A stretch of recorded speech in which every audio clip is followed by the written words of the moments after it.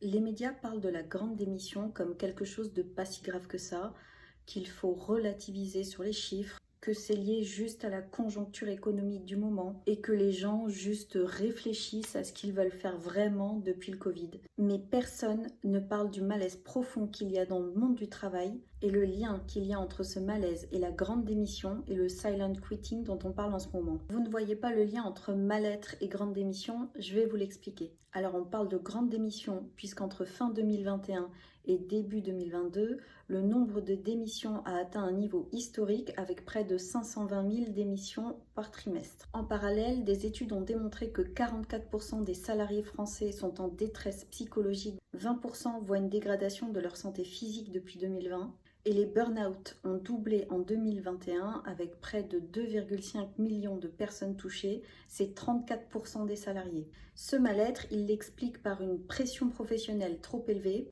une charge de travail trop élevée, un manque de reconnaissance pour le travail accompli et un trop-plein de stress. Quelques chiffres pour que vous vous rendiez compte de la gravité de la situation.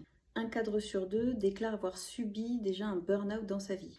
98% des soignants estiment avoir déjà ressenti les symptômes de l'épuisement professionnel. 52% des managers sont en détresse psychologique.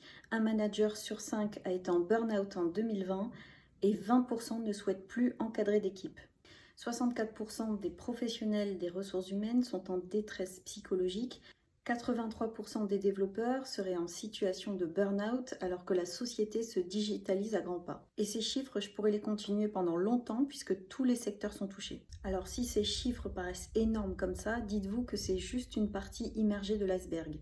En fait, toutes ces études que je vous ai citées ne prennent ni en compte les rendez-vous médicaux pris en dehors du cadre de travail et sans absentéisme, ni les dénis d'épuisement professionnel. C'est le cas par exemple pour les hommes qui avouent beaucoup moins que les femmes être en détresse psychologique. En 2007, la Commission européenne alertait déjà sur l'ampleur grandissante du mal-être et l'OMS avait estimé que d'ici 2020, la dépression serait la principale cause d'incapacité au travail. Je dis bien d'incapacité. Ça y est, vous faites le lien entre mal-être et démission? Oui, parce que c'est pas fini. Cette santé mentale et physique qui se dégrade de plus en plus chez les gens a de graves conséquences sur leur travail et donc sur les entreprises. CQFD. Le désengagement au travail s'intensifie avec un niveau qui est même qualifié d'alerte par l'IBET. L'absentéisme s'amplifie aussi au travail dans tous les secteurs, sans parler du turnover qui est très élevé et qui tend à s'amplifier. Fin 2021, 50% des salariés de moins de 40 ans souhaitaient changer de poste ou d'entreprise et 42% des moins de 35 ans souhaitent démissionner dans les 12 prochains mois. C'est énorme et très inquiétant. Et il va falloir qu'on trouve une solution assez rapidement puisque des études montrent qu'en France, d'ici 2030, il manquera environ 1,5 million de main-d'œuvre qualifiée et 85,2 millions dans le monde.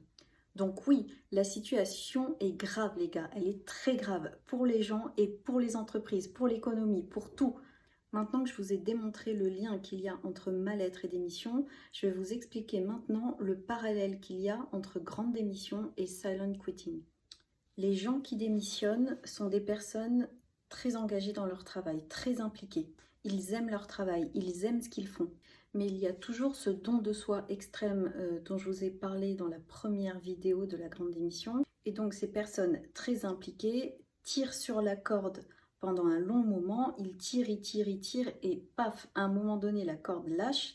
C'est-à-dire que le corps et l'esprit lâchent, ils sont en épuisement professionnel. Et puis, il y a le silent quitting, c'est-à-dire des personnes qui savent pertinemment qu'elles ne peuvent pas ou qu'elles ne veulent pas démissionner.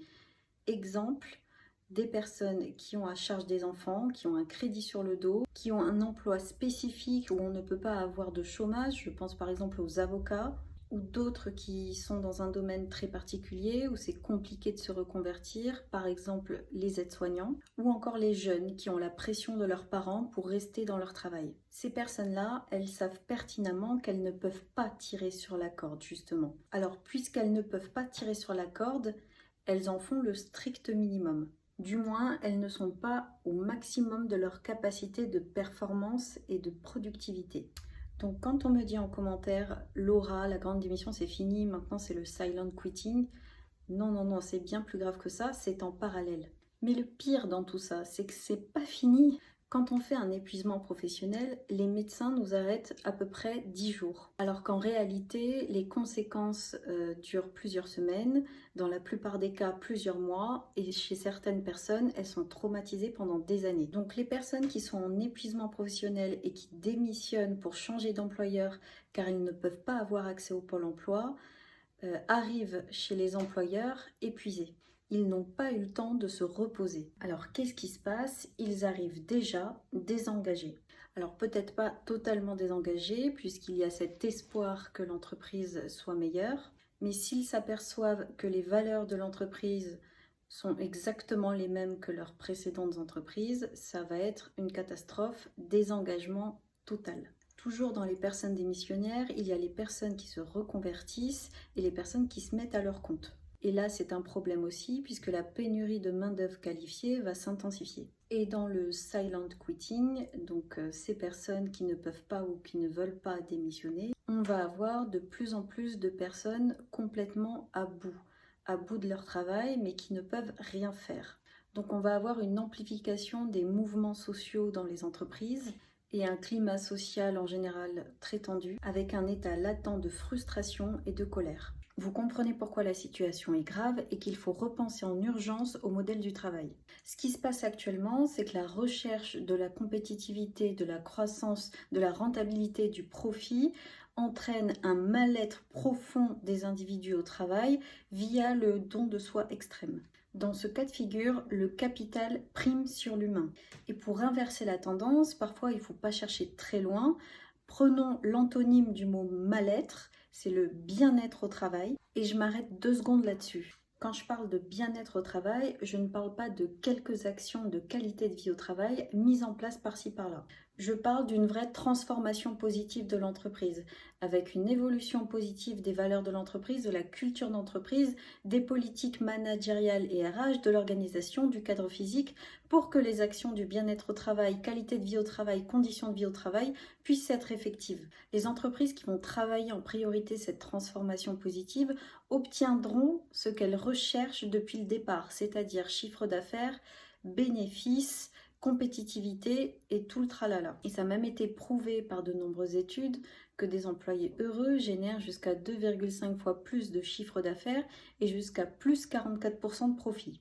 Un salarié heureux est 31% plus productif, 55% plus créatif, 2 fois moins malade, 6 fois moins absent et 9 fois plus loyal. Pour l'entreprise, ça veut dire une baisse significative du désengagement, du turnover et de l'absentéisme, qui représente des millions d'euros, par exemple pour une entreprise de 1000 salariés, et une amélioration de la qualité de travail, de la performance, de la vélocité, de la productivité, et une amélioration de la marque employeur qui devient très positive. Donc grâce à ça, vous allez avoir beaucoup plus de clients et le recrutement sera facilité. Dans ce cas de figure, l'humain prime sur le capital. Et pourtant, on arrive plus rapidement et plus efficacement à tous les objectifs de toutes les entreprises. Donc pour récapituler, les dirigeants doivent remettre l'humain au cœur de leur entreprise, prioriser la performance sociale plutôt que la performance financière et établir une transformation positive pour travailler efficacement sur le bien-être des salariés. Si vous avez compris ça, vous résisterez à toutes les crises possibles et inimaginables,